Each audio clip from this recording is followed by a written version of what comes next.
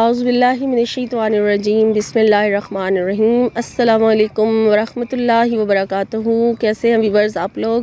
میں امید کرتی ہوں کہ آپ لوگ خیر آفس سے ہوں گے اور آپ لوگوں کے لیے بہت ساری دعاؤں کے ساتھ میں آپ کی میزبان لیلا حاضر ہوں اپنے ویورز۔ آج میں آپ لوگوں کے لیے جو وظیفہ لے کے آئی ہوں سورہ الکوثر کا ایک بہت ہی سالڈ اور گارنٹیڈ عمل ہے جو میں آپ سے شیئر کرنے جا رہی ہوں، اور اس وظیفے کو آپ نے پورے یقین کے ساتھ کرنا ہے، اور انشاءاللہ اس وظیفے کے ساتھ آپ کوئی بھی ایک حاجت رکھ کے اپنے یعنی کہ آپ کی کوئی بھی حاجت ہے، آپ پاس اسٹوڈنٹ ہیں، پاس کامیابی کے لیے کرنا چاہتے ہیں، یا محبت کو پانے کے لیے کرنا چاہتے ہیں، یا شادی کی نیت سے کرنا چاہتے ہیں، کوئی بندش ہٹانا چاہتے ہیں، کاروبار میں برکت کے لیے کرنا چاہتے ہیں، رزق میں برکت کے لیے کرنا چاہتے ہیں، آپ کا جو بھی مقصد ہے، نوکری حاصل کرنی ہے یا باہر کا آپ کو ویزا چاہیے، ورکنگ ویزا چاہیے، کوئی بھی آپ کی ایک حاجت رکھنی ہے، آپ نے صرف ایک حاجت ہے اور ایک حاجت کا خیال رکھتے ہوئے آپ نے یہ عمل کرنا ہے۔ یہ بہت سالڈ عمل ہے جو میں آپ سے شیئر کرنے جا رہی ہوں۔ انشاءاللہ اس عمل کو کرنے کے ساتھ آپ کا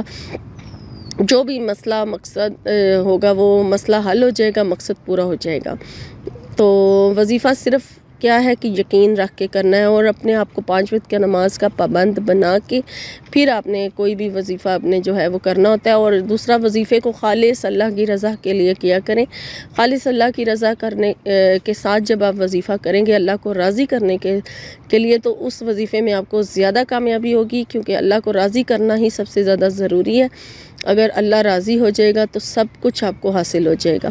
تو آپ نے اس وظیفے کو اللہ کی رضا کے لیے کر کے پھر اس کے وسیلے سے اللہ سے مانگنا ہے۔ تو انشاءاللہ تعالی آپ اس کے وسیلے سے جب مانگیں گے تو آپ کو ضرور آپ کا جو مقصد ہے وہ حاصل ہو جائے گا۔ وظیفے کا طریقہ اور ٹائمنگ نوٹ کر لیجئے۔ آپ نے اس وظیفے کو 5 نمازوں کے ساتھ کرنا ہے، اور 5 نمازوں کے ساتھ سورہ الکوثر کو کس طرح سے پڑھنا ہے وہ آپ نوٹ کر لیجئے۔ وظیفے کی اجازت لینے کی آپ کو ضرورت نہیں ہے، ہر کوئی اس عمل کو کر سکتا ہے، بس یقین رکھ کے۔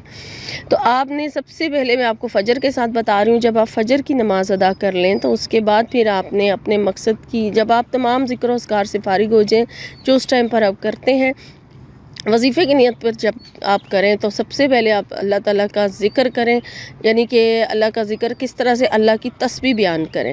پہلے آپ استغفار پڑھ لیں، استغفار پڑھنے کے بعد پھر آپ اس کے بعد اپنے رب کی تعریف بیان کریں۔ ایک تسبیح استغفار کی پڑھ لیں، ایک تسبیح جو ہے اپنے رب کی جو ہے تسبیح میں پڑھ لیں، سبحان اللہ و بحمدہ، سبحان اللہ العظیم پڑھ لیں، اور پھر اس کے بعد درود شریف پڑھیں۔ درود شریف آپ نے 11 مرتبہ پڑھنا ہے، اور پھر آپ نے سورہ الکوثر ایک بار شروع میں بسم اللہ پڑھیں، اور اس کے بعد 129 مرتبہ آپ نے سورہ الکوثر پڑھنی ہے۔ اور جب 129 مرتبہ آپ کی یہ سورہ کمپلیٹ ہو جائے تو پھر اس کے بعد آپ اپنے مقصد کی دعا کریں۔ مقصد کی دعا کرنے کے بعد پھر آپ درود شریف پڑھیں، جو 11 مرتبہ آپ نے درود شریف پڑھنا ہے، اور آمین کہہ کے چہرے پہ ہاتھ پھیر لینا ہے۔ دعا اتنی تاثیر سے مانگے، اتنی محبت سے مانگے، اتنی یقین کے ساتھ مانگیں کہ آپ جان ماز سے بعد میں اٹھیں اور آپ کی دعا جو ہے وہ پہلے قبول ہو جائے۔